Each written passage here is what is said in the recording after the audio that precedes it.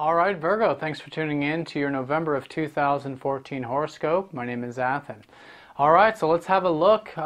Shifting of a very major planet this month, Saturn. Saturn goes into your third house. And interestingly, all the fast-moving planets are actually following Saturn into there right around the same time he changes signs, which is very rare, actually. But in either case, over the past 2.5 years, you guys have had Saturn in your second house. And second house is resources, finance, inner resources, and outer resources. So, money, wealth, that sort of thing, material wealth, but also, your values in general, what you value. Saturn was there for 2.5 years, urging you to get more structured and more real and take that area of your life more seriously. So hopefully most of you have done that, and now that area is much more solid and much more structured, and now it's time for a little bit of a change. And now the structure and discipline is now going into you guys' third house. Now, Saturn always gets a bad rap. It's not always, this stern teacher that's hovering over us, but it can feel that way. But it's about utilizing the energies efficiently. In this case, it's about taking that disciplined approach, and we can really accomplish a lot wherever Saturn is transiting. So for you guys, it's in your third house, and this is the house of opportunity. It's the house of exchanges, of learning and teaching, sharing. It's also the house of sales for those of you associated with that in your work. But anything that has to do with interactions, also siblings as well. So with Saturn transiting that sign, it's really a time for us to get really disciplined with this area, much more structured. And in terms of communication, it's really, it's really realizing the importance of, how our exchanges really impact the big picture, and how important they are actually, and how it is important that we do take this seriously, how we exchange, what we say, what we think even. And the third house is a very strong manifestation house. I was talking about this in the Libra horoscope just before this. They're having Saturn in their fourth house, and the third and fourth house are essentially like the manifestation houses.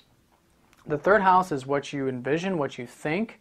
It's your thoughts, but it's also your whole perspective and orientation. And the fourth house is your emotions and your feelings. And a lot of you have heard me talk about how when you feel what you want to manifest, as well as you consciously are aware of it and you perceive it, then you create the manifestation. So having Saturn in the third house is actually very powerful in manifestation, because you've got these, Saturn is essentially showing you that if you think, whatever you put out consciously, even through word, what you write down and what you say becomes a reality. And Saturn is the planet of reality. Saturn is the planet of structure in the physical realm. So this is a great opportunity for these next 2.5 years to really manifest, and manifest through your perspective, and really realizing that what you say and what you put out there becomes a reality. So say what you want, put out there what you want, write down goals, write down plans. All of this stuff really helps and really contributes to your guys' overall big life picture, because that's what Saturn is all about. Now Saturn rules your guys' fifth and your sixth chart, your sixth house in your chart. So this has to do with you guys having fun. So in essence, actually, you guys are an earth sign, so you guys don't shy away from Saturn that much generally as Virgos. So when Saturn goes in there, ruling your fifth house, is the ruler of your fifth going into your third, it actually means you can have quite a bit of fun in that area, in teaching, communicating, sharing, being exchanged, getting into the marketplace, bartering, trading, sharing information. All of that stuff can be very fun, very joyous. Now in terms of your sixth house, that is the routine, and so having a good structure and a good routine, really opens that up. And also realizing that the more connections you have, the more it benefits you actually, because the sixth house is the house of our day-to-day activities, and it's also the structure that we need in our day-to-day lives. And so when you're out there, this is the time to really put yourself out there in that stern, disciplined way. It's not Jupiter really expanding and just saying, hey, hey world, here I am.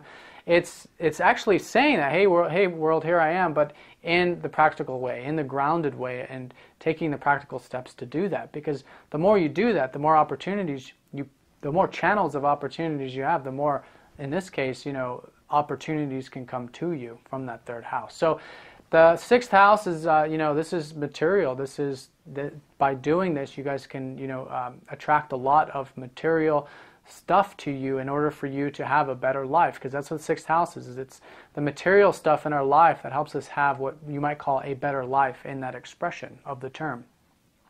So, so yeah, enjoy it. I really feel tapping into that fun and excitement about it, and expressing yourself and sharing who you are in your communications, along with, setting the, structure and discipline to that. There can be a lot of abundance coming your guys' way for the next 2.5 years. So utilize that. That's very powerful. Watch what you say, etc. But use it. It's not watch what you say as in you're avoiding it. It's you're actually utilizing it. You're becoming a master of your thoughts and your communications. All right, so what's interesting is that we have Venus, the Sun, and Mercury going over into your third house over Saturn right around the same time. First, Saturn shifts around the second when he changes signs, and then Venus is going to follow Saturn into the third. And usually when Venus follows, or rather leads, the Sun into a sign, it usually means that we're wanting, there's an enjoyment, we're ready to make that kind of shift. So for a lot of you, Saturn leaving the second, a lot of you might actually be celebrating quite happily about that, because that can feel very restricted in terms of our finances and material abundance in that sense. But in either case, I think you guys are all just generally wanting or ready for a shift, and so that's generally what Venus is about. It's an enjoyment. So enjoy the third house this month.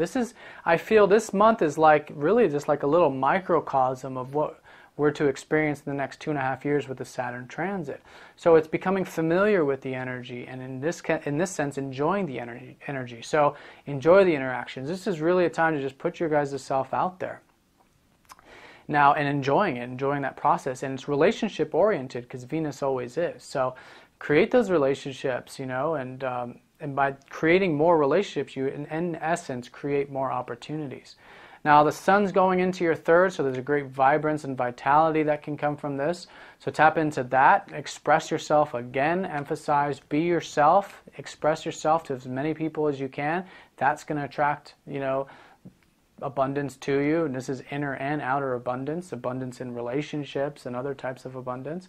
And then Mercury is going into your third house, which is about the communications and holding it all together. And Mercury loves to be in that third house too, but it's it's with Saturn, so it's taking that more structured approach. So especially mid to late part of the month, really focus on how that structured approach really does change how you think and communicate, especially with Mercury changing into that third. But in essence, whenever Mercury is in the third house, in essence, the more you communicate, the more you exchange, the more comes back to you. Now, like I said, Saturn rules your guys' 5th and 6th. Now, there's also a very important transit involving Mars and Pluto in your guys' 4th house this month. Pluto's been transiting your 4th.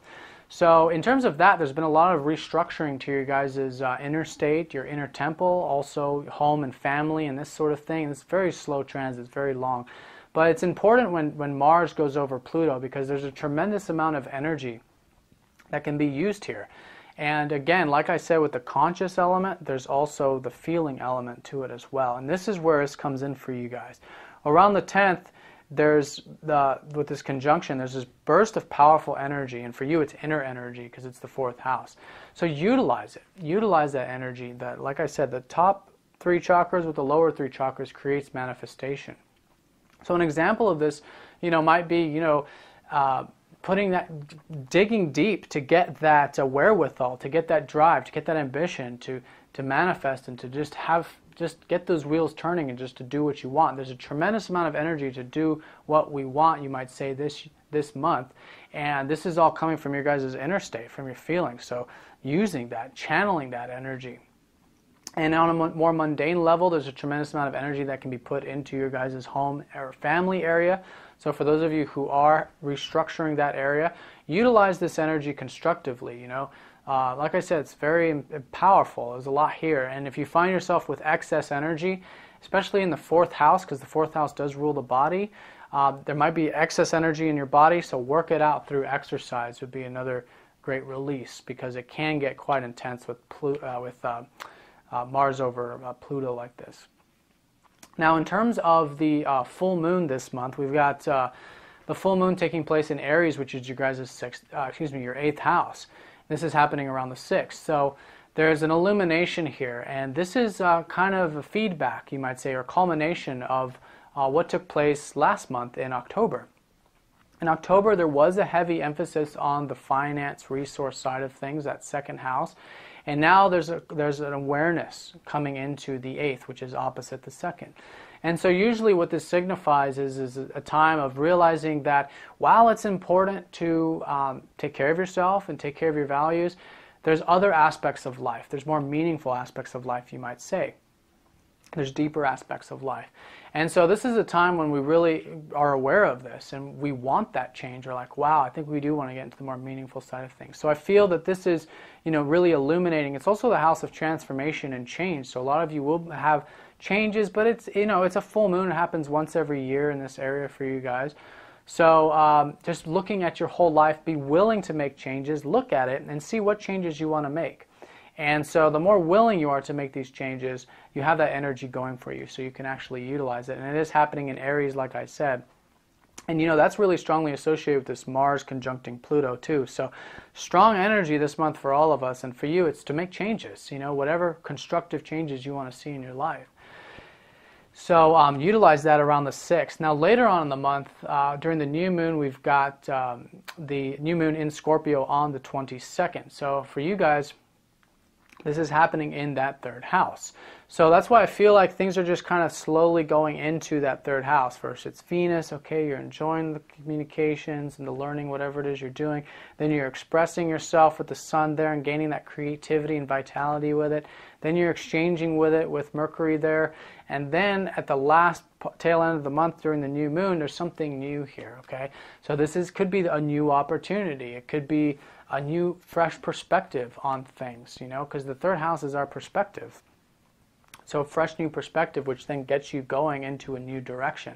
And it's going to be, transformative because it's Scorpio. So that Scorpio change and transformation is taking place for all of us this month. And so for you, it's a change in the 3rd house of thoughts, communications, self-expression, is another way of looking at that. Now let's talk about your ruler. So the big picture here is Mercury is just flying through. He's going to be changing signs 3 times. He's going to start in your 1st house. So a lot of you last month in October, the emphasis was on you. You guys perhaps started some new things or set off into a new direction with the North Node there in your guys' 1st house. And then he's going to fly through your 2nd. So this mid-month is going to be, thoughts, I think some finalizing, some last things you're reworking or doing or finishing up in that finance / value area, 2nd house stuff. And then he's going to go right into that 3rd at the end of the month. So there's a quick shift, 1st, 2nd, and 3rd. And this is the bottom left quadrant of your chart, which has to do, it's the most personal part of the chart. It's you inside, like you individually, like the focus is on you guys this month. And that's strongly emphasized. And all the activity that's happening for the most part is on the bottom part of your guys' chart too. So while there's that focus on you, there's also changes happening in relationships. You can allow those changes to keep happening. But it's okay, now is the time for you guys to really focus on yourselves, I feel. And like I said, I feel a strong association with that 3rd and 4th house, which is strongly associated with the creation and what you guys are manifesting. But a lot of it's internal. It's all personal. It's all personal within you. Now, in terms of station directs, we've got 2 planets going direct. Well, one planet, Neptune, and the other asteroid, Chiron, and they've been in Aquarius in your guys' 6th house. So over the past 5 months or so, if there's been any type of haze or uncertainty in terms of the 6th house, which is work, day-to-day activities, health, things start to clear up in this area.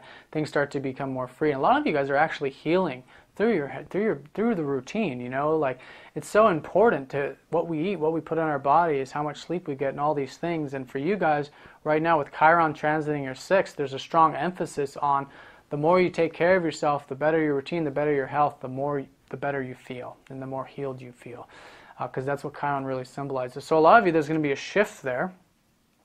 And it's always spiritual right now with Neptune transiting that part as well. But in either case, becoming healed, in some way, perhaps with the body, or feeling the immense vitality and strength that comes from having a good health. That's the shift this month for you guys. That one more so around the 23rd when Chiron goes direct. Now, like I said, Mars is transiting the 4th, so there's a lot of energy to put into the inner emotional state, so I really feel utilizing that energy. Also home and family too, for those of you who are involved in any projects around the home or doing stuff with family. That's, Mars, which is doing stuff. And then Mars is going to shift into your guys' 5th house at the very end of the month on the 27th, and this is going to lead into December, when Mars is then transiting your guys' 5th house, which is a lot of activity, a lot of fun, a lot of enjoyment, wanting to do things, perhaps starting a new creative project, that sort of thing next month. All right, guys, so I'm going to draw a card and see where Spirit would like a little more emphasis. All right, Sagittarius. Well, this card's come up a lot in my daily readings, actually, but this is going to be more personal for you because this is that 4th house. So I think Spirit's wanting me to emphasize a little bit more about what the 4th house actually is for you guys. So yeah, it's the inner temple. Well, for you guys, your 4th house is Sagittarius. So you guys, in order to, utilize these feelings that I'm saying in that manifestation, you have to feel open.